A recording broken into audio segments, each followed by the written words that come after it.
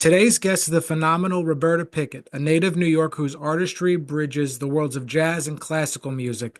The daughter of composer Frederick Piket and great American songbook singer Cynthia Piket, Roberta's unique musical voice blends swinging tradition with adventurous harmonic exploration. A celebrated pianist, composer, and educator, she has performed at iconic venues like the Kennedy Center, Birdland, and the Blue Note.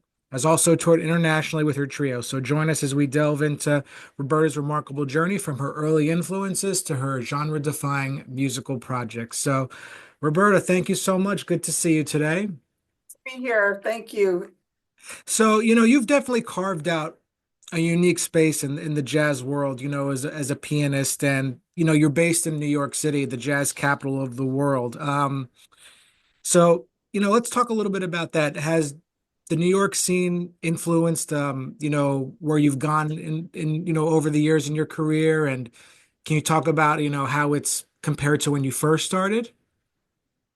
Yeah, absolutely. Well, when I first came to New York, there was a very thriving, vibrant, modern jazz scene. At the time, I started studying with Richie Byrack, who was at the forefront of that scene, extremely harmonically adventurous and unique pianist and composer. And I was really influenced by and sort of blown away by a lot of the young pianists. There was sort of a crop around that time of incredible young pianists that were, if not my age, not more than a few years older than me. People like Kevin Hayes and Dave Kukowski, what's his name, Danilo Perez, just like great. Danilo was in Boston, but I first met him in Boston, actually.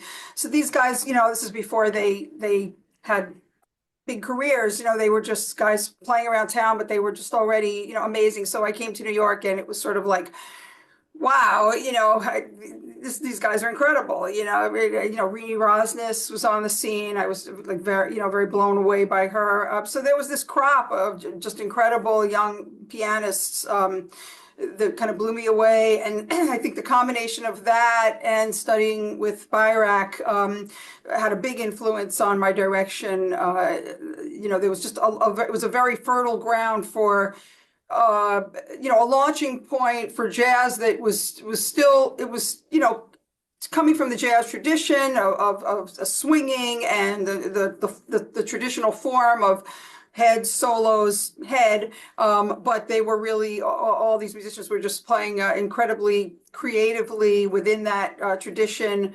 Obviously coming out of the tradition of the generation before with Chick and McCoy and Herbie, but really, bringing something new to that tradition and honoring it in an incredible way. So definitely those things influenced me back in the early 90s when I first moved back to New York. Sort of the like next wave of playing free over the form, that group of Yeah. pianists in a Yeah, sense. Just absolutely. mhm. Absolutely. That Byrack would call it the time no changes. And that thing. I once had fortunate enough to have a conversation with Herbie, and he made an allusion to, sometimes he'll play a note that doesn't really have anything to do with the chord, but I remember his exact words. He said, "I want that note," and that was really what it was about. It was just about a more compositional approach to jazz that was sort of evolving out of the bebop tradition, out of the great bebop tradition that we all studied and venerate. Yeah, I mean, what we're talking about is sort of, it's going outside the harmony, but also like sticking with the foundation in a way. Exactly. So it's like structure and freedom at the same time. Yes. So, when you're composing, what inspires you most during the creative process? Is it, musicians like Herbie, that sort of thing, or do you take from life experiences? Like what's sort of inspiring you, present day? Uh, that's a great question. Sometimes I'll be inspired by having a deadline, like if I'm doing a recording and I want to do something. I honestly, sometimes, people talk a lot about inspiration, but the first thing is to just like get yourself to sit down, with the pen, in your hand and the manuscript paper in front of you, or however you do it. Uh, Do you do it with and the manuscript paper, or are you on the No, finale I start Sibelius? by writing things down on paper, usually at the piano, and then I'll go and put it in finale later. It doesn't work for me to start with finale because my brain is in a different mode if I'm sitting at the computer.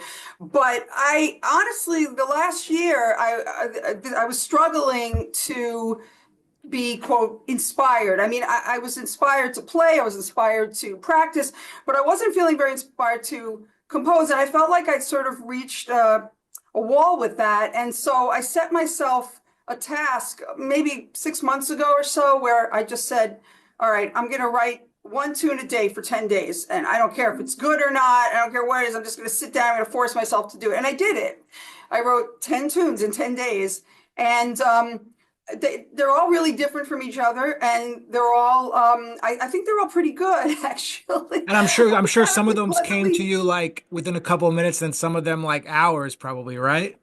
Well, because I was doing it every day, and so I didn't put pressure on myself like this has to be really good, this has to be perfect. I just wrote, and then over the last few months, I've been going back and reviewing them and fleshing them out more in some cases, or maybe, like I'll change the blowing changes, or just making little edits, or deciding like what might want the instrumentation, because now this has inspired me to want to do a recording. So now I'm thinking about what I might want the instrumentation to be, and the orchestration. So sometimes it's not about inspiration to get you started. I mean, once you get started, the creativity, of course, has to be there, but sometimes it's just about the discipline of like setting yourself up with some rules to get something done, and I think sometimes, if maybe young musicians have this idea like, oh, I'm going to be so inspired and everything I do, I have to just wait for the inspiration. And it's not really like that. It's hard work, and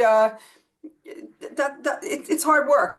And you gotta, but in the end, I feel very rewarded because I wrote 10 new tunes, which is probably more than I've written in the last 5 years, That's fantastic. And I almost, it's funny you mentioned Herbie Hancock, like because I even, I feel like, you know, back in the day, some of these records were made so quickly, and you know what I mean? Like they had like the day they have to do it, and I feel like some stuff was just almost composed in the recording studio, and it's just there's so many different approaches to take when it comes to this you know, rec composing and recording. You've collaborated with so many people over the years. Um, in most recent years, has there been someone who's, really shaped the direction you're going with, or you feel allows you to, go to a new level artistically?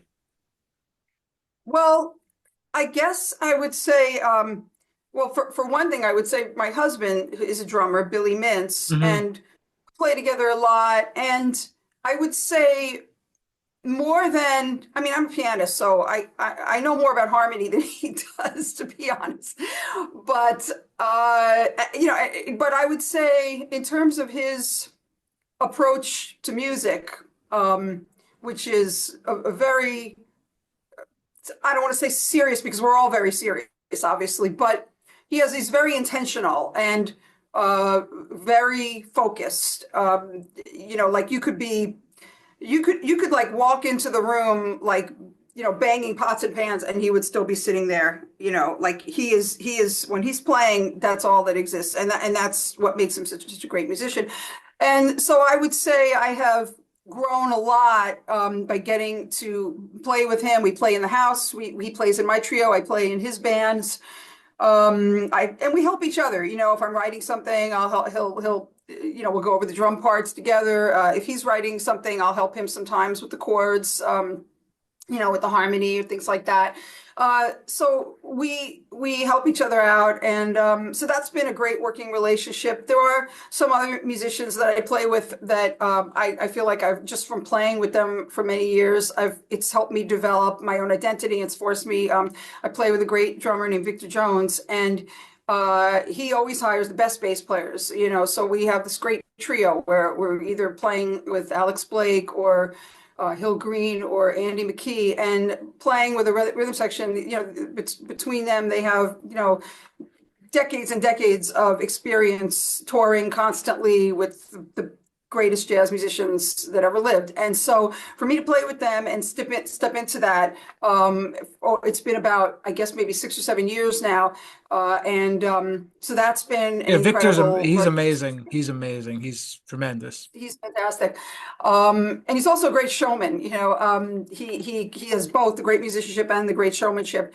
So playing in that band, I think, just has forced me to up my game in a way, or allowed me, I should say allowed, because I always want to work hard and improve, but it's really helped me to up my game, to be like, to have that situation, and meet those expectations, which are different expectations from playing with Billy, for example.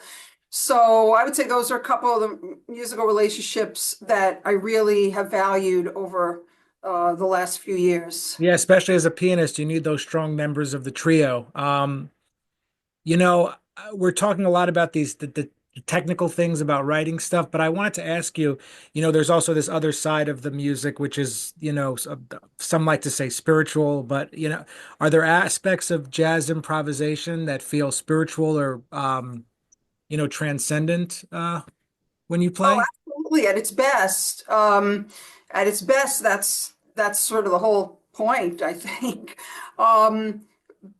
Yeah, I absolutely. I mean, when those moments, you want to have as many of those moments as possible, Yeah, I like to ask where people about that, but it's like sometimes people, they don't want to get too into it, but then others are, open about it. But if no, you, I think that the problem that a lot of us have now is that we don't get to play regularly. I mean, I back in the 90s, I had my own trio that was touring a fair amount. Like I would book these tours in the Midwest, and so we play like 10 nights in a row.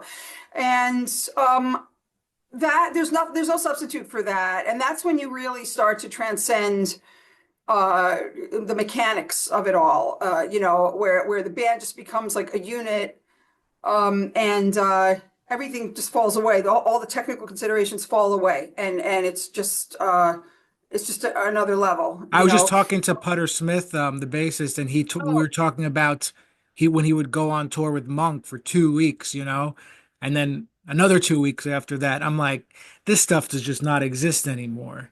Yeah, Putter has some great stories. Did he tell you the story about when he met Duke Ellington? No, we didn't get into that. We talked about some interesting stuff though. He was really fun to talk to. But Yeah. you're talking about in the 90s, to get these things together. It's like first he was talking about Monk, and then you're talking about in the 90s. It's almost like, you know what I mean? The frequency can't be as much. And then now it's just like, Absolutely. It's gotten lower and lower. I mean, people who were around like in the 70s would say, in the 90s, they'd say, oh, it's not like it was in the 70s. And people who were around in the 70s would say, oh, it's not like it was in the 50s and 60s, and it's true. And I really, in a way, sometimes I feel bad for musicians who are even younger than me, that there are even fewer opportunities now. But Putter was one of the people that played in Billy's bands. And we did some tours, and I've definitely had some of those transcendent moments in Billy's bands where we do like several gigs in a row. We had a tour a couple of years ago, a quartet with Tony Malaby on saxophone and Don Falzone on bass, and we went up to New England and we did maybe 5 or 6 gigs, which is not that much compared to what people used to do. But even after like 5 or 6 nights of playing Billy's music, and we would play the same set every night, so you really get into it. It's also about the programming, and like you kind of get into a groove with the program. And Billy also has a habit of not announcing the tunes, which it doesn't always work for me, but like as a band leader, but for him and his music, it really works because it really brings the audience in, and it becomes like this experience, where it's just really about the music and that thing you talked about, the spirituality, because you're not being interrupted by anything verbal. And the way the music developed from night to night, it just, got better and better. It was just an amazing experience. So, I've had a few of those experiences in my life, but I think you do have to, it helps if you're on the road or at least playing with the same people a lot. which happens Definitely. less now than it used to for all of us. Yeah, I mean, it's just, it's not even like the technical chops, it's the improvisation chops and the moment mind that you have to keep Yeah, keep in it's the shape. mental thing. It's the flow, yeah, it's the flow because how can you get into a spiritual thing if like you're worried about like, oh, how are my chops? Oh, I'm a little rusty, or oh, I'm not comfortable playing with this person because we haven't played together much. I'm not saying the music can't be really good, but the thing you're talking about of that highest level of The magic. transcendence, yeah, that the more you're playing with the same people and the more you're playing, the more you're going to have that. Yeah, yeah. I mean, and you're in your career now, you've had these experiences, the touring and the recording, being a well-established musician. Granted it was, different in the 90s as it is now. If you could give advice to your younger self that would maybe, made have helped you out a little bit, what do you think you would tell yourself to do anything different, or you'd be like, we're all on our path and I wouldn't change a thing?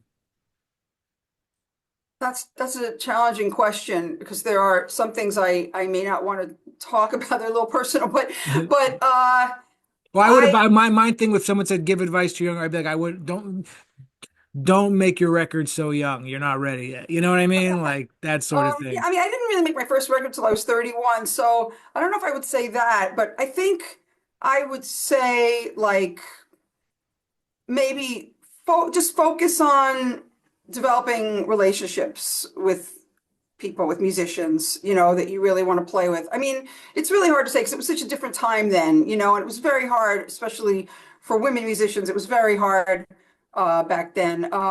So I guess I would just say to like be more fearless about reaching out to people and developing relationships. But it was a different time, and it's really hard to put the standards of today on that time, in terms of like what the expectations were then, for women and for artists, and now, so but I guess I would, yeah, maybe just say that, like just try to build those relationships more. Yeah, that's interesting you say that because as I've gotten a little older, I think more about, we're all in this together.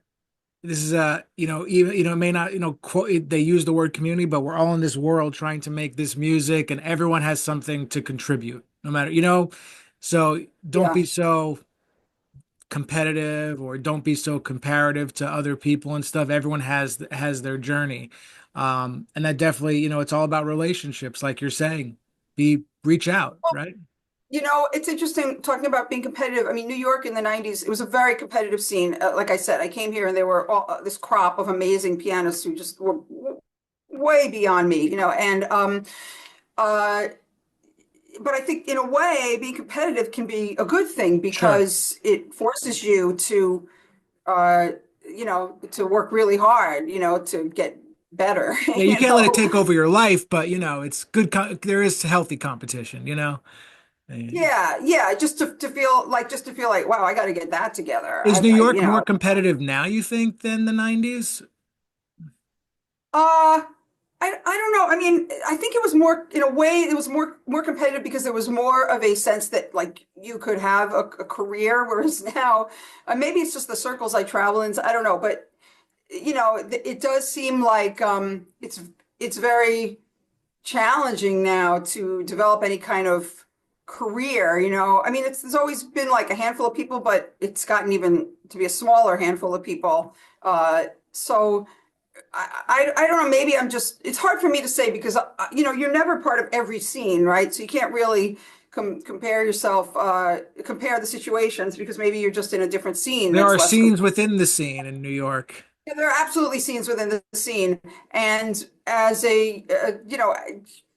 yeah, yeah, there's scenes within the scenes. So it's hard for me to answer that. I would say I think everyone recognizes that there isn't the same room for upward mobility that there might have been back in the day, so maybe people are less competitive, or maybe some people are more competitive because they realize there's even less room.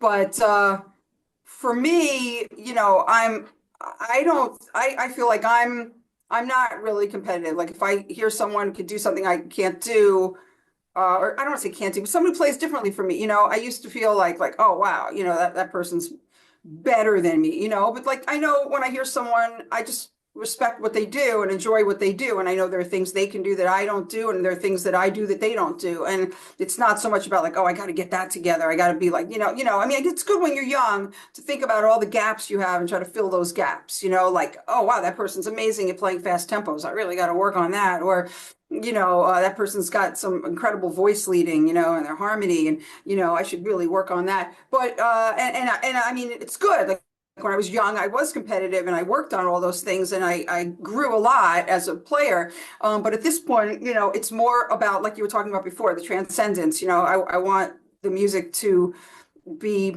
transcendent. Yeah, and I'm not you know what? interested It's in interesting you say that because I think anymore. I think I to get to that place like of the transcendence, you can't like you have to focus on the way you play and not what you're, Yeah, like I'm more interested now in what I want to play. Like maybe when I was younger, and I think this is something we're all guilty of. I was more conscious of like what other people were thinking of my playing while I was playing, or something I had to prove.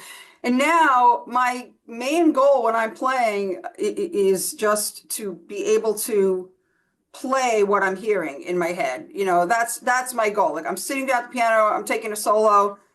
All I'm thinking about is like what I'm hearing and how to get it from my brain to my to my fingers. Like that's my only concern. yeah, I just want to ask you about that because I feel like I mean you can talk talk on this if you agree or not, but like I kind of feel like when you improvise it's like you have like you can be in like a mode where you're almost like looking at yourself play in a way and you're just like you're like totally just in it. You know what I mean? Like but I there think I know what you mean. Yeah. but Yeah. I think it's sometimes better we're to too self-conscious maybe about like the other people around us, or what they're thinking, or if they're liking it, or if the audience is with us, or these kind of things. And all I'm really thinking about now, or trying to, and getting better at it, is just what am I hearing? What do I want to play? And, just being as musical as possible, developing my solos. Like I try to think compositionally. I mean, I'm not consciously thinking I'm going to think compositionally, but these are my priorities now: is to be compositional, to be musical, and to play what I'm hearing. Rather than worrying about anything like showing off or proving that I can play bebop, or because I know I can play bebop. I don't have to be like the quintessential bebop player. I don't have to prove that to anyone by becoming that I can do that. So it's kind of freeing when you get to a certain point where you just feel like I can leave all that behind and really focus on what matters to me. Musically. yeah. Yeah, I mean it's what you're talking about is something that so many musicians, struggle with and that We all inner struggle with it, but the only way to get past it is to struggle with it. I mean, it's we all have to, yeah, it's okay to struggle with it, because that's the only way to get beyond it. Like if you just don't deal with it at all, then you never get beyond a certain point as a player. You're just going to be like kind of a clone, or so it's okay to struggle with it. and it could take, 5 years, 15, 20, to like really like move It could take a past that. lifetime. It's Yeah, kind of that's a true too. lifetime. A lifetime, right? Yeah. I I I love everything you're saying about, you're really just trying to think compositionally when you play your solos now, but not consciously thinking about that.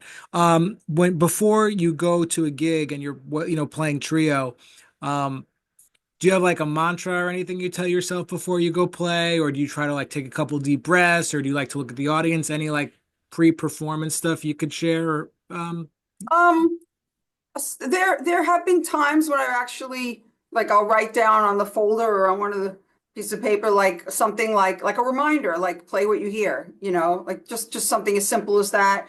Um, that's great. or just like you said, just taking a breath. You sit down at the piano bench and don't feel like, oh God, I got to play right now. Like I can take a second, I can take 10 seconds. And when you're playing, when you're not playing, like 10 seconds feels like an eternity, but it's really nothing. Yeah, yeah. I like before Like, I solo now, like I tell myself like I'm like chill, yeah, that's like great.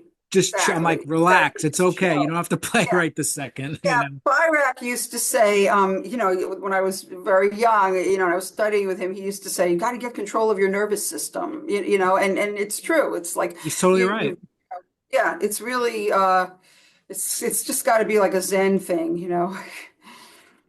Yeah, there are those two sides, but like as I mentioned, some musicians are open about it and some just don't want to talk about it. And it's like, no, when I just play, I play. And I think honesty would serve the music and the musicians better, especially those who, are on the journey and really in it for the long haul. Um, Maybe they're being honest. Maybe it's just never occurred to them to think about it from that perspective, or they don't have those issues or something. yeah, that might be true. Yeah, that's I can true. only That might talk be to true. myself. Yeah.